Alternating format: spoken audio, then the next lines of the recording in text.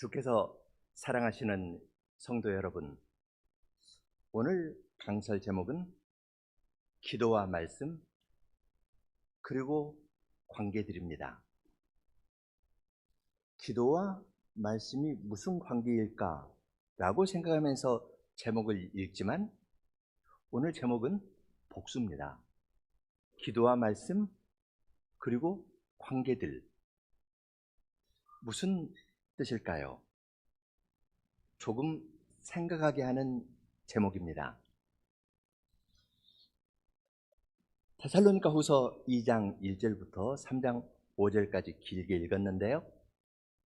오늘 강설 본문은 데살로니가 후서 3장 1절부터 5절입니다.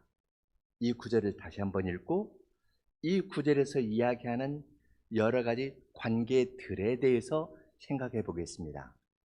그리고 주로 이제 세 가지 주제를 가지고 생각할 텐데요. 그리고 나서 데살로니가 전서와 후서의 결론으로 데살로니가 후서 3장 1절부터 5절의 말씀이 있기 때문에 조금 넓혀가지고 데살로니가 교회에서 이 관계들에 대해서 가르친 것이 무엇을 의미하는지 함께 주님께서 가르쳐 주시는 대로 생각해 보려고 합니다.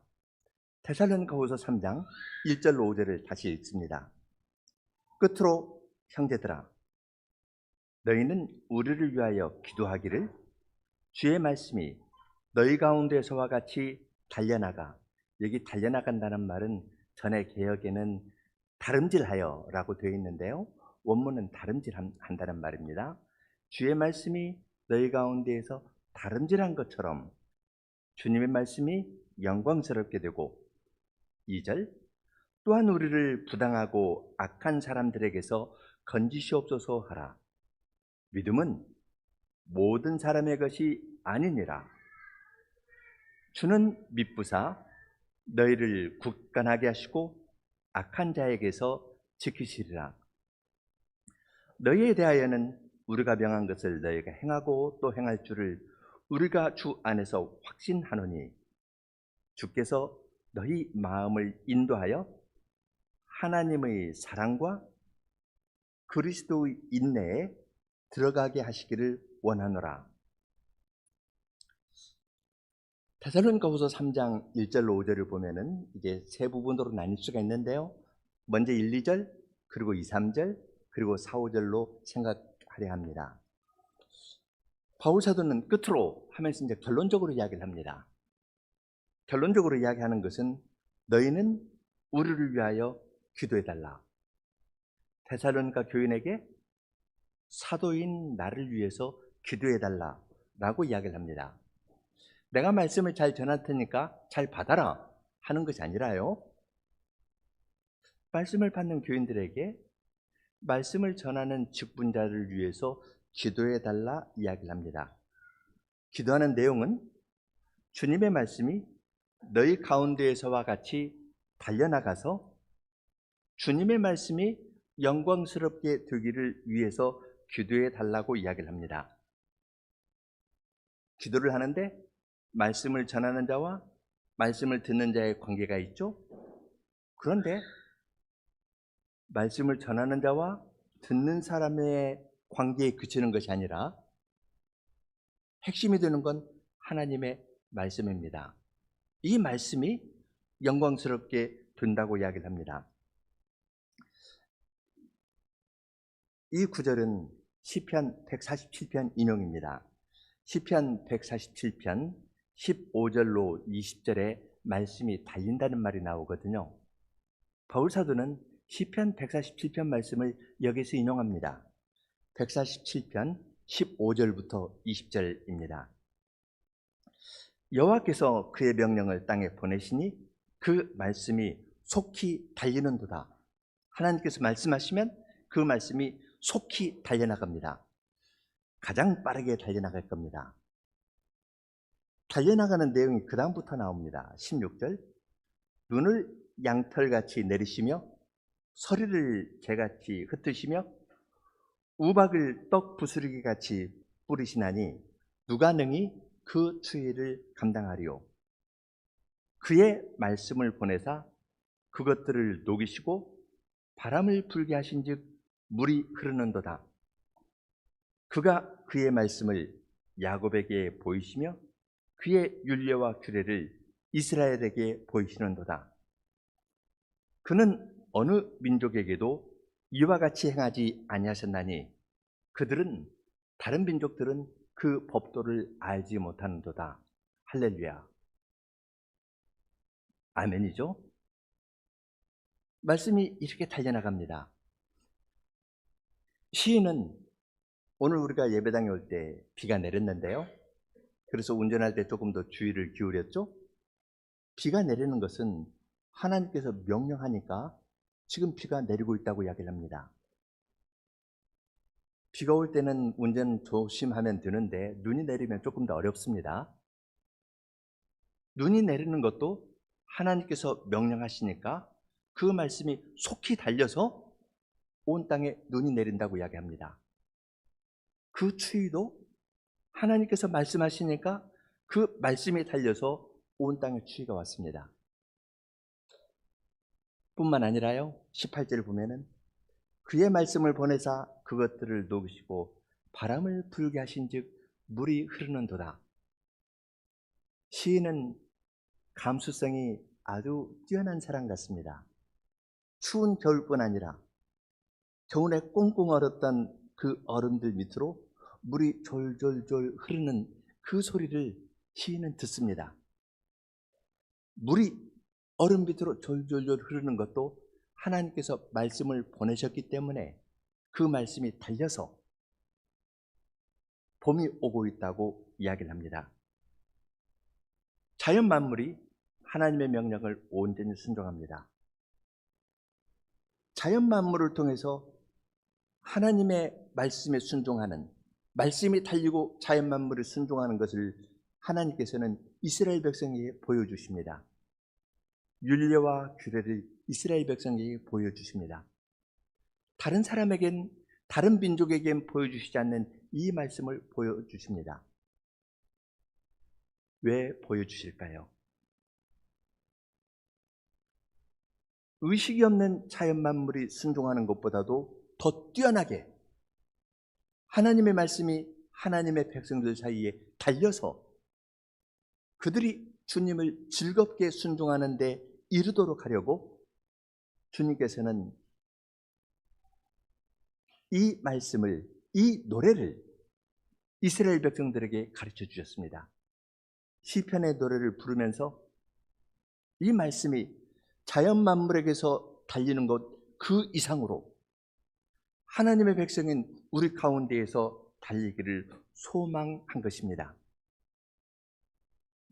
바울 사도는 이 147편의 말씀을 데살로니가 교인들에게 가르치면서 인용하면서 기도해 달라고 이야기를 합니다. 이 말씀이 너희 가운데에서 달린 것처럼 다른 민족들 사이에서도 달려서 온 땅에 퍼지기를 위해서 기도해 달라고 청하는 겁니다. 데살로니가는 그리스 반도의 위쪽에 있죠. 지금 바울 사도는 2차 전도 여행 때 데살로니가에 가서 복음을 전하였습니다. 빌립보에서 복음을 전하였다가 핍박받으니까 데살로니가로 갔고 새 안식일에 유대인 회당에서 복음을 전했는데 반대가 심하게 나니까 나와서 따로 모이고 그 다음에 배려하러 가고 그 다음에 남쪽으로 내려와서 아테네, 고린도 이렇게 간 것이 2차 전도 여행 이야기인데요. 바울 사도는 이 말씀이 데살로니가 교인뿐만 아니라 서쪽에 있는 로마에도 그리고 더 서쪽에 있는 스페인까지 달려나가기를 소망하였습니다. 그 일로 주님께서 자신을 부르신 줄 알기 때문에 주님의 말씀이 너희 가운데에서 달린 것처럼 온 세상에 달리기를 위해서 기도해 달라고 청하였습니다. 말씀이 이렇게 달려나갈 때 우리는 온전히 순종을 하게 됩니다. 내가 봐도 대견스럽습니다. 내가 어떻게 주님의 이런 말씀을 깨달을 수도 있고 이렇게 순종할 수도 있었는지 참 스스로 봐도 대견스럽기도 합니다. 그런데 주님의 말씀이 달려서 영광스럽게 되는 것은 적어도 1절 말씀에 따르면 누구일까요? 말씀을 잘 듣고 모범생이 된 그 사람일까요? 아니면 주님의 말씀일까요? 명백합니다. 주님의 말씀입니다. 만일 여러분이 떨어지는 빗방울과 이야기를 할 수 있다면 빗방울에게 한번 물어보십시오. 너는 어떻게 하나님의 말씀이 너희 가운데 달려서 참 순종했냐? 지금 하늘에서 떨어지는 빗방울이 하나님께서 궁창 위의 물과 궁창 아래 물로 나누셨고요. 그때부터 그 비는 물은 계속 순환되었습니다. 하늘에서 내려서 나무들에게 생명을 주고 시냇가로 흘러서 사람들을 시원하게 하고 농사에 도움도 되고 강물도 되고 바다로 흘러가서 많은 물고기들이 먹여 살리게 했거든요. 또 하늘로 올라가서 구름이 되었다가 또 땅에 떨어졌습니다. 태초부터 지금까지 저 빗방울이 순종한 것을 생각해 보면은 어떨까요?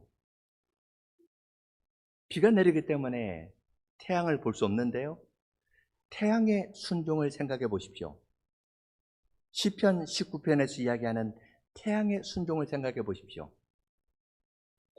다른 나라에서는 태양을 신으로 섬기지만 하나님께서 태양을 창조하시고 그 궤도에 두시니까 해는 하나님께 순종하기를 신방에서 나와서 자기 아내와 함께 푹 쉰 다음에 신방에 나와서 달리기를 좋아하는 용사처럼 힘있게 달려갑니다.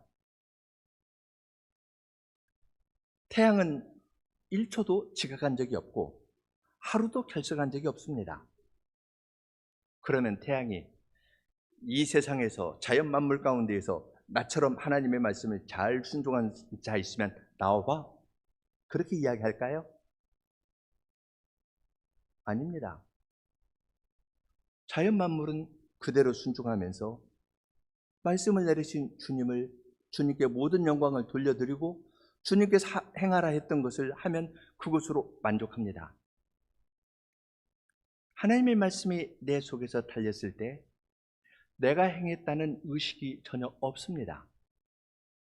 나는 무익한 종이라 다만 나의 할 것을 하였을 뿐이라 하면서 밭에서 열심히 일하고 온 다음에 그 다음에 또 주인을 섬기기 위해서 또 다른 섬김의 일을 계속 하는 겁니다. 이것이 주님의 말씀이 주님의 백성들 사이에서 달렸을 때 내놓는 결과입니다. 지금도 교회 안에서 온갖 굳은 일들을 도맡아 하시면서도 내가 행했다는 의식이 전혀 없는 성도의 모습에서 우리는 하나님의 말씀이 달리는 것뿐만 아니라 그 성도들 안에서 영광스럽게 되는 것을 봅니다. 누가 이러한 아름다운 경계를 맛볼 수 있을까요? 깨달을 뿐만 아니라 온전한 순종을 하고 달리는 것처럼 순종합니다. 조금의 이유도 조건도 변명도 없습니다. 그러면서도 내가 행했다는 의식이 전혀 없습니다. 누가 하나님만으로 만족하는 그 관계 가운데에서 살아갈 수 있을까요? 기도하는 사람입니다. 너희는 우리를 위하여 기도하기를, 하나님의 말씀의 전파자를 위해서 기도하는 그 사람을 주님께서는 그 기도를 들어주시고 그렇게 기도하는 사람이 하나님과의 아름다운 관계를 누리는 대로 인도해 주시는 겁니다. 말씀 전파는 언어를 사용하지만 말씀은 지식도 아니고 정보도 아닙니다. 말씀은 하나님의 말씀이고 하나님의 말씀을 들을 때 우리는 하나님과 교제하는 데 들어갑니다. 하나님의 말씀에 순종하고 모든 것을 다 돌려드리고 그리고 주님께서 행하시는 그 일을 보고 그냥 만족하는 상태에 있는 겁니다. 하나님만으로 만족하고 즐거워하는 상태에 들어가도록 하려고 주님께서는 주님의 말씀을 우리에게 주셨습니다. 그리고 그것을 위해서 기도하라고 하는데 말씀이 나에게서 달려가도록 기도하십시오 하는 정도가 아니라요. 온 세상에 말씀 전파자들을 통하여 주님의 말씀이 힘있게 전파되어서 온 세상에서 주님의 말씀이 달려가기를 위해서 기도하라 하였습니다. 그러면 온 자연 만물의 찬송 가운데, 온 성도의 찬송 가운데 자기 자리도 있는 것입니다. 말씀을 통하여 하나님과 거룩한 교제 가운데 들어가지 아니한다면 말씀은 지식이 되고 많이 들었다는 것은 정보의 축적이 됩니다. 말씀이 달려가는 것이 아니라 내 안에 쌓입니다. 괴어가지고 썩습니다.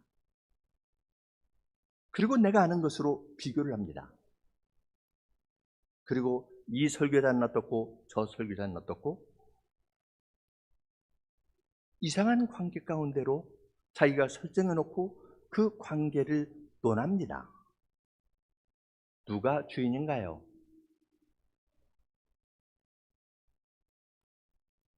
이 말씀은 하나님의 말씀입니다. 하나님께서 명령하시니까 이 말씀이 자연 만물 가운데 다 달려갑니다. 오늘 내리는 비가 그렇지 않습니까? 주님께서 그것을 백성들에게 보여주십니다. 내 말이 온 세상에 달리고 있다.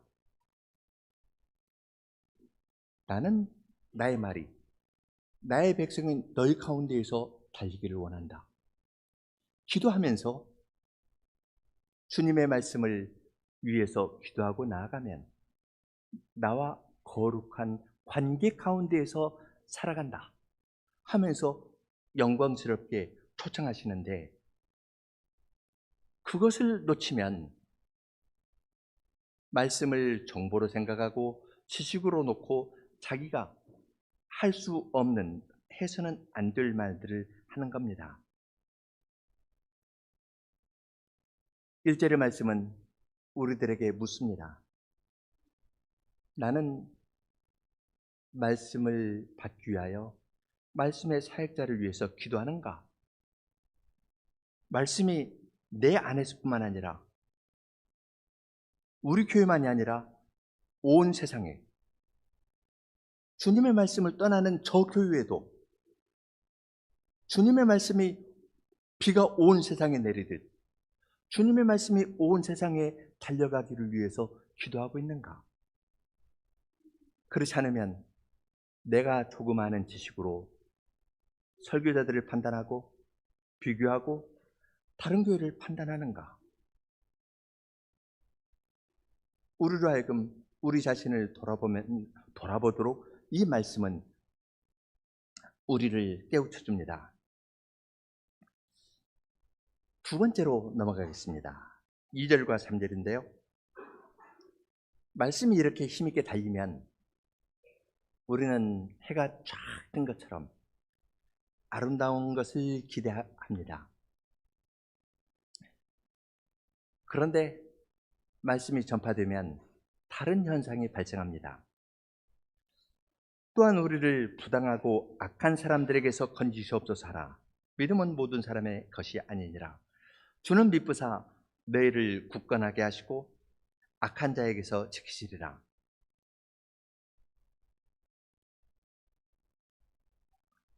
말씀이 달리는 것과 함께 또 다른 현상이 있습니다. 해가 비추면 어둠이 밝히 드러나는데요. 그 어둠의 모습이 더 드러납니다. 반대하는 일들이 생깁니다. 부당하고 악하게 주님의 말씀을 억누르려는 사람들이 생깁니다. 주님의 말씀은 양날의 검과 같습니다. 생명에 이르게 하는 말씀인데 믿지 아니하는 사람에게는 들었던 그 말씀이 사망의 냄새가 됩니다. 이것은 데살로니가 교인들이 경험한 바입니다. 바울 사도는 데살로니가에 갔을 때 회당에 들어가서 유대인 회당에 들어가서 하나님의 복음을 전파했습니다. 유대인들은 안식일마다 구약 성경을 읽으면서 오실 메시아를 기대하였습니다. 구약에서 예언한 그 메시아가 오셨다고 데살로니가 회당에서 전파했을 때 유대인들이 그 가운데 믿는 사람도 있었지만 그것 때문에 반대하는 사람들이 발생하였습니다. 말씀이 들어가니까 나는 겁니다.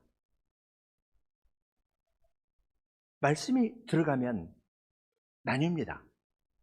어떤 사람에게는 생명의 향기가 되고 어떤 사람에게는 사망에 이르게 하는 향기가 되는 것입니다. 그들은 하나님의 말씀이 전파되고 달리고 이방인들도 예수를 믿으니까 유대인들은 싫어했습니다. 바울 사도를 쫓아내는 정도가 아니라 루스드라에서는 바울을 끌어내서 돌로 쳐서 죽일 정도로 돌을 칠 만큼 그들을 싫어하고 미워하였습니다. 이러한 핍박을 받을 때 바울 사도는 기도하였습니다. 그리고 데살로니가에 있는 교인에게도 너희는 우리를 위하여서 기도하기를 부당하고 악한 사람들, 제 위치에 있지 아니하고 날뛰는 그러한 사람들이나 선을 행하는 것이 아니라 악을 행하는 그러한 사람들에게서 건져주시기를 위해서 기도하라 하였습니다. 그런데 2절과 3절에서 말 하나 바뀌는 걸 볼 수 있습니다. 우리를 건지시옵소서 하라 그랬습니다. 그러면 3절에 주는 믿부사 우리를 굳게 하시고 악한 자에게서 지키실 것이라고 우리는 기대하면서 읽습니다. 2절에서는 우리를 악한 사람에게서 건지시옵소서 하고 기도하라 했는데요, 3절에서는 그 기도의 효력은 누가 받습니까? 너희입니다. 내가 다른 사람을 위해서 기도했는데, 말씀 전파자를 위해서 기도했는데 주님께서 나를 지켜주신다고 이야기를 합니다. 아주 신비한 관계이지 않습니까? 우리는 여기에서 이 기도는 개인주의적인 기도와 정반대의 기도라는 것을 알 수 있습니다. 우리의 기도는 대체로 개인적입니다. 하나님, 나에게 은혜를 베풀어 주십시오. 조금 넓히면 우리 가족들 자라게 해주십시오. 조금 더 넓히면 우리 교회에 조금 은혜를 베풀어 주십시오. 우리 교회 연합이 하는 그러한 정도에서 그치기 쉽습니다. 우리는 하늘에 계신 우리 아버지께 기도하는 자들입니다. 하늘에 계신 우리 아버지께 기도할 때 우리의 기도는 넓어져야 되는 겁니다. 주님의 핍박 가운데 있는 주님의 성도를 위해서 기도할 때 주님께서 우리를 구해 주십니다. 아주 신비한 관계입니다. 나 중심으로 똘똘 뭉쳐있던 내 관점을 주님께서는 주님의 말씀으로 아주 부드럽고 아주 다정하게, 그러면서도 아주 능력 있게 우리의 생각을 바꾸어 주십니다.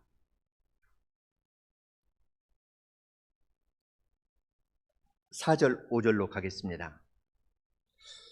너희에 대하여는 우리가 명한 것을 너희가 행하고 또 행할 줄을 우리가 주 안에서 확신하노니 주께서 너희 마음을 인도하여 하나님의 사랑과 그리스도의 인내에 들어가게 하시기를 구하노라. 데살로니가 교인이 바울 사도를 위해서 기도할 때 그들이 구원을 받는다 했습니다. 악하고 무리한 자들에게서 구원을 받고 주님께서 구세게 주실 것이라고 이야기를 하였는데요. 그것은 바울 사도가 떠난 이후에도 데살로니가 교인들이 핍박받는 상황 가운데 있기 때문에 그렇습니다. 말씀이 힘있게 달렸습니다. 반대가 일어났습니다. 그래서 바울 사도도 이제 그곳을 떠나서 베레아로 갔고요. 그 다음에 거기에서도 떠나가지고 이제 아테네까지 밑으로 쭉 내려오게 되었는데, 말씀을 믿고 능력이 나타났을 때 바울 사도가 데살로니가에서 3주 유대인 회당에서 전한 다음에 데살로니가 교회가 세워졌거든요. 말씀이 그들 가운데서 달린 겁니다. 그래서 반대가 일어났습니다. 여러분이 그런 상황이 있다면 어떻게 하실까요? 어떻게 하겠습니까? 유대인들, 저 사람들은 안식일마다 메시아의 오심에 관한 구약의 예언의 말씀을 읽고도 그걸 모르네. 저놈들 나쁜 사람들이네. 말씀이 힘있게 전파되니까 반대가 일어나네. 우리 잘하고 있네. 저놈들 나쁜 놈들이네. 우리 더 잘해야겠네.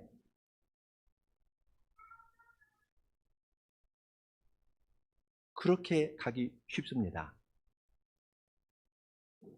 우리의 마음은 그렇게 움직입니다. 이러한 회중들에게 바울 사도는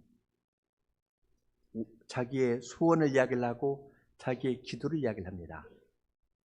주님께서 여러분들의 마음을 인도하여서 하나님의 사랑과 그리스도의 인내에 들어가게 하시기를 원합니다. 라고 바울 사도는 자기의 소원을 이야기하고 자기의 기도를 말합니다.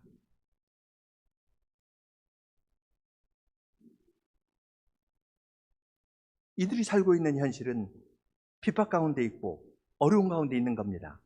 그런데 이 가운데에서 바울 사도는 새로운 관계를 이야기합니다. 하나님의 사랑, 그리스도의 인내에 대해서 이야기를 합니다.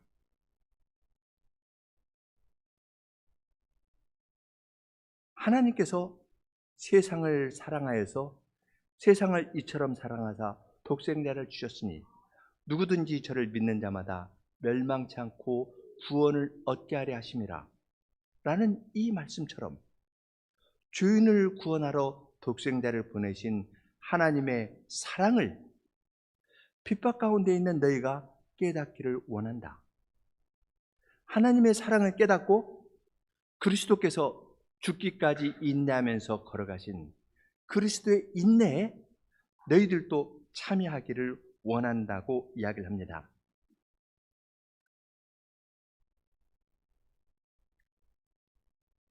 무리하고 악한 사람들이 성경을 인용해서 핍박을 할 때 우리는 핍박하는 그 사람들에 대해서 대응하기가 쉽습니다. 맞대응하기가 쉽습니다. 그 사람이 제기한 성경 구절을 가지고 너 성경 잘못 해석하고 있어. 이것이 맞는 뜻이야. 하는 식으로 논쟁하는 쪽으로 나아가기가 쉬울 수가 있습니다. 그러나 바울 사도는 그러한 핍박 가운데 있는 성도들에게 새로운 관계를 이야기합니다. 가장 근원적인 관계를 이야기합니다.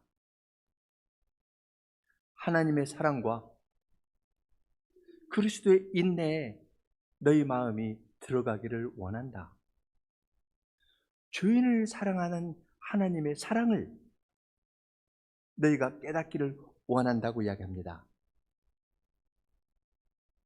핍박받는 가운데에서 그들에게 맞대응하지 아니하고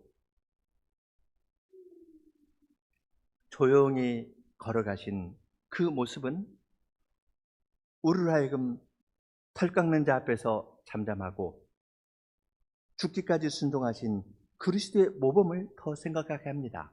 이것이 하나님의 사랑이고 하나님의 사랑을 깨달은 그리스도의 인내하심이 아니었습니까? 그런데 이 사실은 바울 사도에게 있어서는 개인적인 고백입니다. 데살로니가에 있는 유대인들이 자기를 핍박할 때 바울 사도는 무엇을 생각했겠습니까? 루스드라에서 유대인들이 와가지고 자기를 밖에 쳐서 돌로 칠 때 바울 사도는 어떤 사건을 생각하였겠습니까? 스데반이 율법과 성전에 대해서 이야기를 했을 때 그를 끌어내어서 사람들이 돌을 칠 때 그 일을 주관했던 사람이 바로 바울 자기 자신 아니었습니까? 그러한 자기에게 부활하신 그리스도께서 나타나서 사울아 사울아 내가 왜 나를 핍박하느냐 하고 말씀하셨을 때 바울 사도는 부활하신 주님을 뵙고 돌이켰습니다. 유대인들이 핍박하는 그 현실에서 바울 사도가 그들에게 맞대응하지 않은 유일한 이유는 자기 자신에게 베풀어 주신 하나님의 사랑과 그리스도의 인내를 깨달았기 때문입니다. 그래서 바울 사도는 고난 가운데 있는 성도들에게도 하나님의 사랑과 그리스도의 인내로 주님께서 여러분의 마음을 인도하여 드리기를 원한다고 기도하는 겁니다. 내 마음은 나도 모릅니다. 나도 어떻게 할 수 없습니다. 그러나 주님께 기도하고 나아가면 주님께서는 우리에게 하나님의 사랑을 깨닫게 해주시고 그리스도의 인내를 깨닫고 거기에 참여케 하여 주십니다. 나의 죄를 깨닫고 이 죄에서 구원해 주신 하나님의 은혜를 깨달은 사람만이 거역하고 불순종하는 사람에 대해서도 주님의 사랑과 인내를 가지고 끝까지 대할 수 있는 것입니다. 만일 내가 다른 사람을 쉽게 정죄하려 한다면, 그러한 성향이 나에게 있다면, 혹은 편을 나누어 가지고 말을 하든지 편가르는 식의 말을 하는 것이 나에게 박혀 있다면 혀에 재갈을 먹이고 물어봐야 됩니다. 나에게 베풀어 주신 하나님의 사랑과 그리스도의 인내를 내가 바르게 깨닫고 있는가? 아니면 말씀을 정보로 생각해서 이것으로 내가 다른 사람을 판단하는 두려운 위치에 있는가? 이것을 다시금 생각하게 됩니다. 말씀과 기도 그리고 관계들, 이것이 오늘 강설 제목이었는데요. 우리는 대체로 말씀과 기도를 개인주의적으로 생각합니다. 말씀을 이야기를 하더라도 하나님과의 관계 가운데에서 다른 성도들과의 관계 가운데에서 생각하는 것이 드뭅니다. 그렇기 때문에 말씀을 들어도 정보는 늘어나지만 관계 형성은 안 됩니다. 불안합니다. 불안하니까 더 과격한 말을 합니다. 말씀을 전하는 목자에게서도 또한 말씀을 받는 교인들에게서도 그러한 현상이 발생합니다. 기도를 통해 하나님과 교제한다 하지만 하나님께서 말씀으로 이루어 나가시는 말씀이 온 세상에 달려나가는 이 관점을 갖지 못하기 때문에 우리의 기도라는 것은 하나님과의 관계와 무관하게 종교적인, 개인주의적이고 조금 더 붙이자면 이교적인 자기의 행복을 추구하는 거기에 멈추는 경우가 됩니다.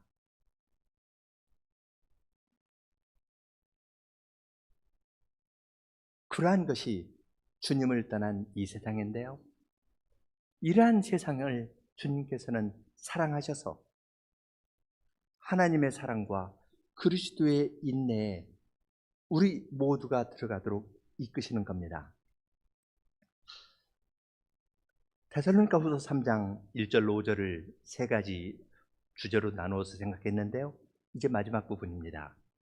이것은 데살로니가 전서와 후서의 마지막 결론 부분입니다.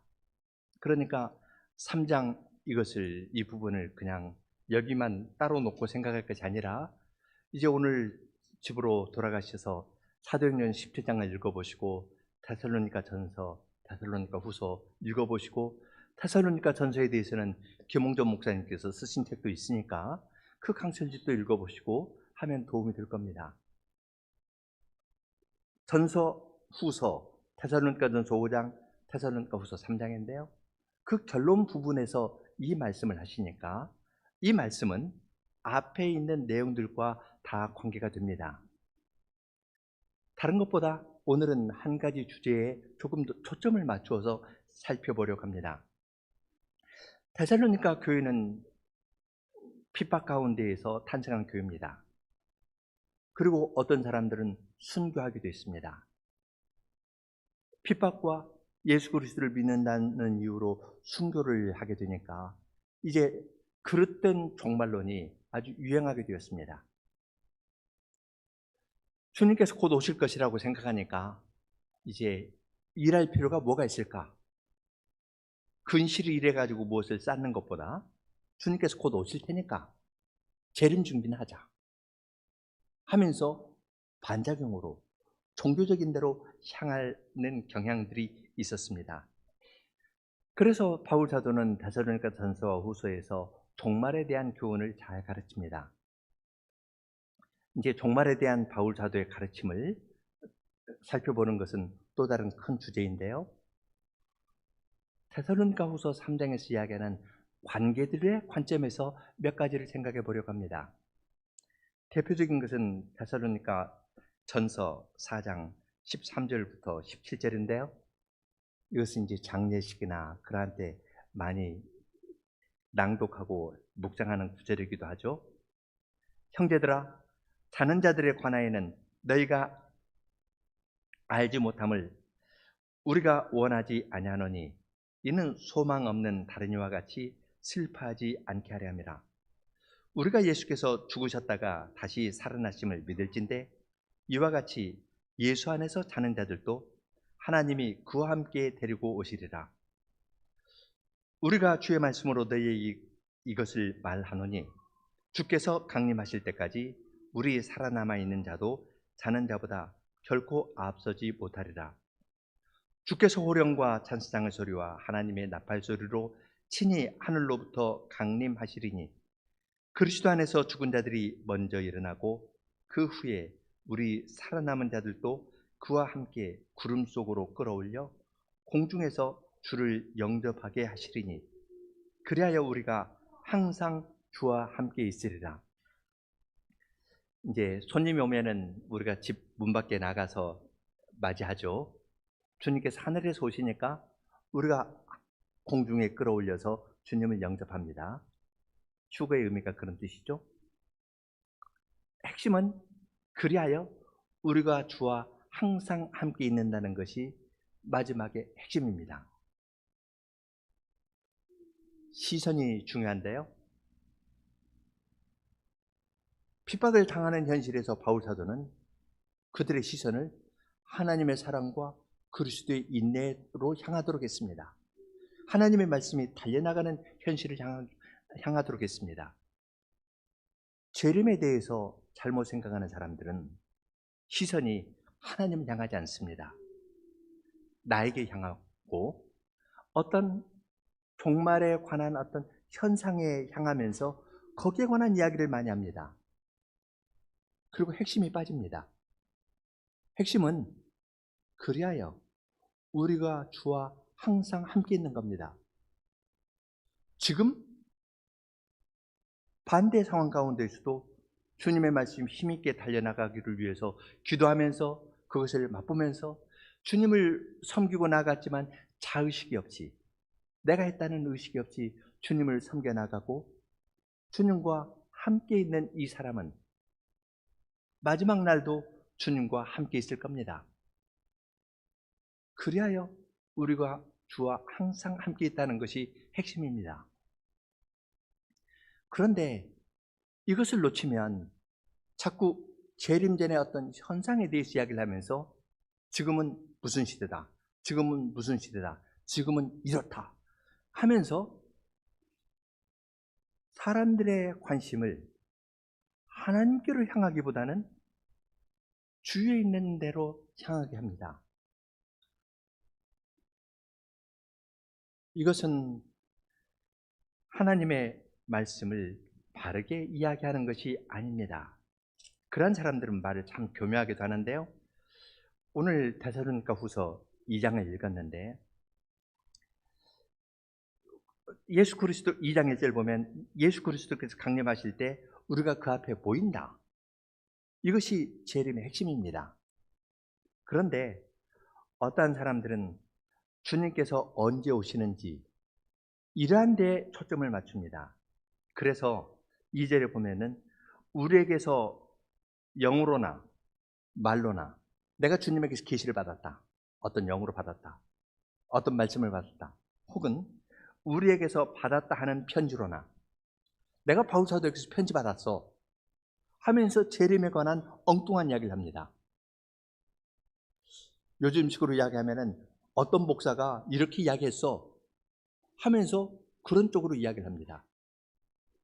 그러니까 바울 사도가 데살로니가 후서 3장 마지막 절에서는 나 바울은 친필로 문안하노니 이는 편지마다 표시로서 이렇게 쓰노라.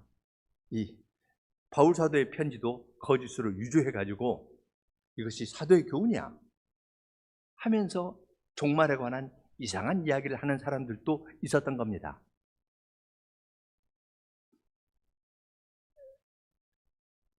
바울 사도는 이 종말에 관해서 이제 데살로니가 전서 후서에서 가르치는데요.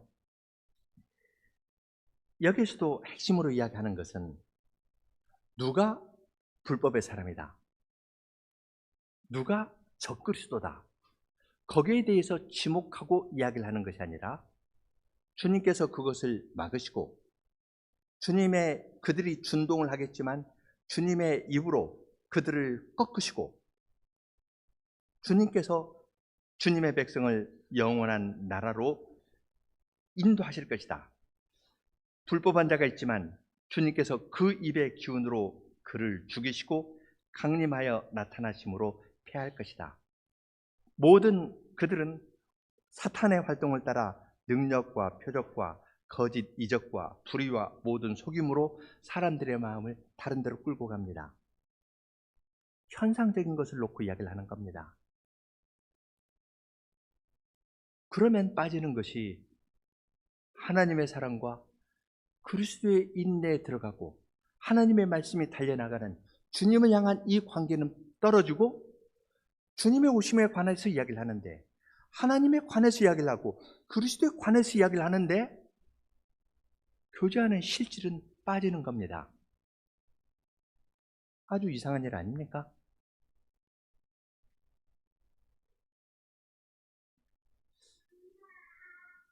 그러한 시대에 살고 있는 교회에 바울 사도는 끝으로 하면서 우리가 무엇을 어떻게 바라봐야 될지를 가르쳐 줍니다.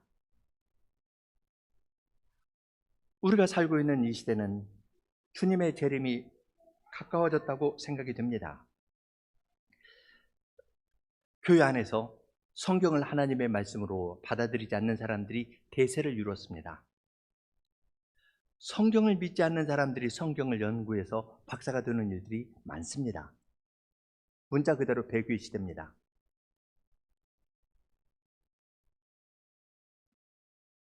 배교의 시대는 그 다음에 불법한 자들이 나타나고 적그리스도가 나타나기 위한 사전 바탕이 놓였습니다.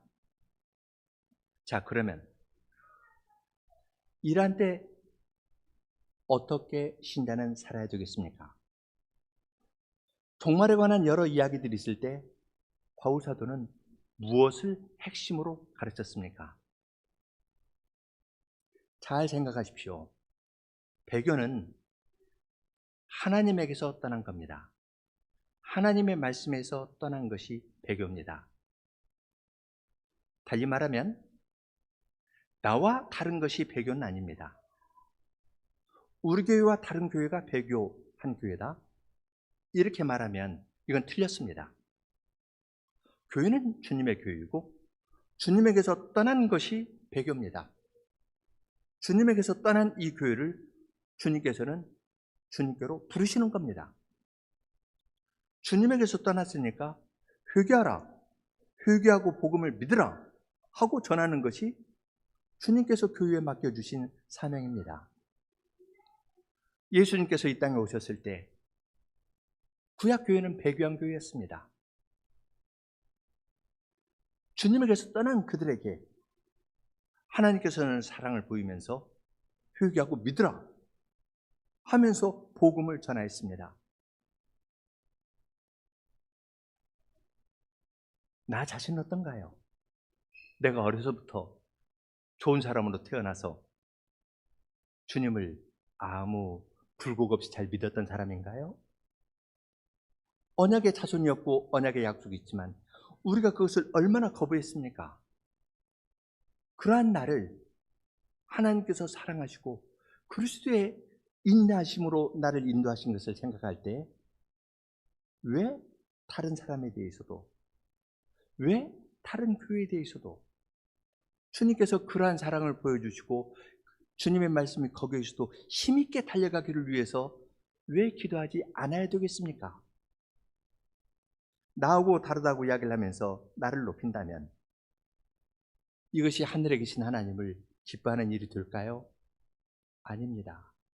이것은 내가 주님의 은혜를 받지 못했다는 증거가 되는 것이고, 그렇기 때문에 나에게 해가 되고 내 가족에게 해가 되고 내 교회에, 내가 속한 교회에 해가 되는 일입니다.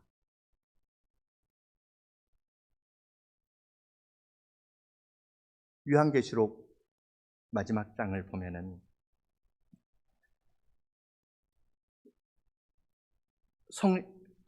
그리스도께서 다윗의 시고 후손이다 하면서 알파 오메가고 구원을 이루겠다 했을 때 성신과 교회는 오라, 누구든지 목마른 자는 주께 오라, 값없이 돈 없이 생명수를 마시라고 세상을 향해서 초청합니다. 요한계시록 22장에 나오는 증언하는 교회는 요한계시록 2장 3장에 있는 그 7교회입니다. 주님의 말씀을 잘 받지 못한 교회를 주님께서는 복음으로 그들에게 가르치셨고 그들 가운데 신실한 교회를 세우시고 그 신실한 교회를 성신과 함께 인도하십니다. 지금은 AI에 대한 것이 아주 화두가 되었는데요. 정보 처리에 관한 하는 이건 타의 추종을 불허합니다. 잘 아시죠? 옛날에 곡괭이로 턴을 파는데 요즘에는 큰 기계로 그냥 해저 턴을 파는 것처럼 지적인 영역과 정보에 있어서 처리하는 것이 단순히 혼자 책 읽고 하는 것하고는 비교할 수 없을 만큼 아주 잘 정리해서 데이터를 정리해서 내놓습니다. 사회가 조금 더 체계화되고 사람들이 파편화되면서 어떤 위험에 노출되는 것은 사실입니다. 그런데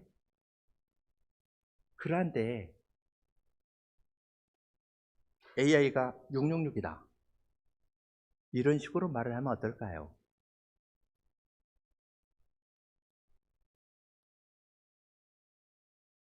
핵심이 빠지는 겁니다. 적그리스도에 관한 논의는 교회 역사 처음부터 지금까지 계속 있었고 이것이 뭐다, 이것이 뭐다, 이것이 뭐다, 이것이 뭐다 하는 이야기가 많이 있었지만 그러한 논의는 나름 근거는 있고 나름 진실은 있지만 그것은 핵심이 빠지는 겁니다. 핵심은 주님과 교제입니다. AI 시대에 우리는 A와의 관계를 맺을 수 있나요? 그것이 나에게 정서적으로 어떤 위로가 되나요? 한 식구가 식탁에서 앉아서 밥을 먹으면서 나누는 그 교제, 핍박 가운데에서도 하나님의 사랑과 그리스도의 인내하심을 깨닫고 나누는 이 관계의 아름다움, 이것이 사실은 오늘날과 같은 AI 시대에는 더 절박하고 절실합니다. 좋은 관계가 없기 때문에 사람들이 더 황폐화되어서 더 과격해지지 않습니까? 이러한 시대에 우리는 하나님과의 교제를 가지고 좋은 관계를 맺으면서 이 은혜의 복음을 전파해야 되는 겁니다. 그렇지 아니하고 누가 이렇게 말했다더라, 누가 이렇다더라 하면서 주의를 옆으로 향하게 한다면 핵심이 되는 걸 놓치는 겁니다. 배교한 교회에 대해서 하나님의 사랑과 그리스도의 인내로 복음을 전하는 사명을 교회에 맡겨주셨는데 그 일은 하지 않으면서 파편적인 정보를 가지고 세상 역사의 모든 것을 아는 것처럼 말한다면 이건 심히 교만한 말을 하는 겁니다.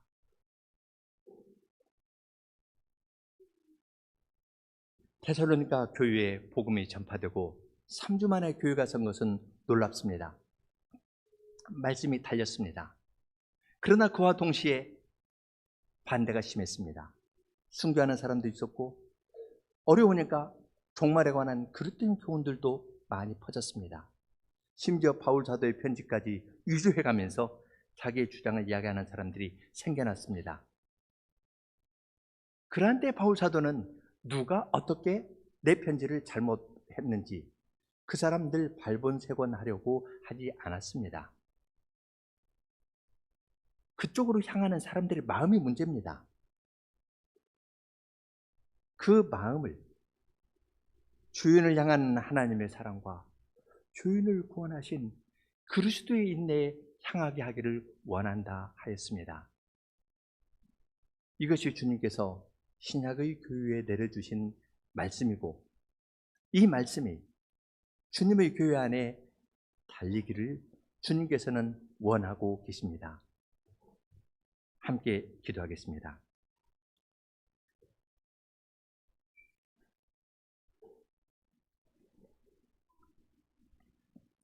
하늘에 계신 하나님, 땅에 있는 저희는 늘 다른 사람과 비교하면서 사는데 익숙하기 때문에 그릇된 교훈에 휩쓸리기 쉽습니다. 주님께서 주님의 백성과 함께 있을 것을 가르친 종말에 관한 교훈에서도 주님을 생각하면서 지금부터 말씀과 기도로 주님과 항상 함께하고 다른 성도들을 위하여 기도하면서 함께 좋은 관계를 유지하기보다는 외적인 현상에 마음을 기울이는 것이 저희의 모습입니다. 그러한 연약함을 틈타서 거짓 선생들은 공포심을 일으키면서 종말에 대한 교훈을 가르치면 그 거짓 교훈에 휩쓸리기도 쉽습니다. 사랑과 능력의 주님, 주님께서는 데살로니가 교회에 그러한 약점이 있을 때 하늘의 태양과 비가 온전히 순종하는 것처럼 하나님의 형상으로 지음을 받은 사람들 중에서도 주님의 말씀이 달려 나아가게 되기를 원하셨고 주님의 말씀에 순종하는 주님의 백성을 친히 만들어 나가십니다. 말씀이 흥황할 때에 거센 반대가 일어난다 하더라도 또한 연약한 자들이 문제를 만든다 하더라도 주님께서는 주님의 백성이 그들과 대결하는 구도로 가지 아니하고 하나님의 사랑과 그리스도의 인내를 소망하면서 복음을 전하게 해 주십니다. 알파와 오메가 되신 주님, 고난 가운데에서도 함께 하시는 주님께서 다시 오셔서 주님의 백성과 영원히 함께할 날을 저희들이 소망하오니 주님의 말씀으로 악한 자들을 멸하시고 주님의 백성을 구원하러 속히 오시옵소서.